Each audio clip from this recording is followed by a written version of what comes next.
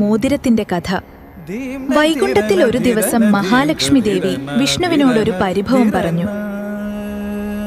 അങ്ങ് ലോകം മുഴുവൻ കാക്കുന്നു, പക്ഷെ എന്നെ മാത്രം കാണുന്നില്ല. ദേവി, അങ്ങില്ലാതെ ഈ ലോകം ശൂന്യമാണ്. അങ്ങെന്റെ ഹൃദയത്തിലുണ്ട്. ദേവി, ഞാൻ കണ്ണടച്ചാലും കാണുന്നത് നിന്നെയാണ്. ലക്ഷ്മി ദേവി വിശ്വസിച്ചില്ല. അപ്പോൾ വിഷ്ണു തന്റെ വലത് കൈയിലെ മോതിരം ഊരി ദേവിയുടെ കൈവിരലിൽ അണിയിച്ചു. ഇതെന്താണ് പ്രഭു?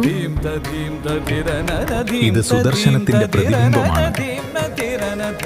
ഞാൻ എവിടെയായിരുന്നാലും ഏത് അവതാരമെടുത്താലും ഈ മോതിരം എന്റെ സാന്നിധ്യം നിന്നെ ഓർമ്മിപ്പിക്കും. നീ ഏകയല്ലെന്ന് നിനക്ക് തോന്നും. അന്നു മുതൽ ലക്ഷ്മി ദേവി ആ മോതിരം ഒരിക്കലും ഊരിയിട്ടില്ല. അതുകൊണ്ടാണ് ഇന്നും വിഷ്ണു ക്ഷേത്രങ്ങളിൽ ദേവിയുടെ കയ്യിൽ ഒരു പ്രത്യേക മോതിരം കാണുന്നത്. ഞാൻ വിശ്വസിച്ചില്ല. നിങ്ങൾ എനിക്കിത് തെളിയിക്കണം.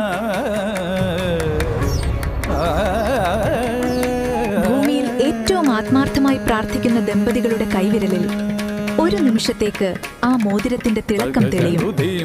അവർ തമ്മിലുള്ള സ്നേഹം വൈകുണ്ഠത്തോളം എത്തിയെന്ന് വിഷ്ണുവും ലക്ഷ്മിയും അറിയിക്കുന്ന അടയാളമാണത്.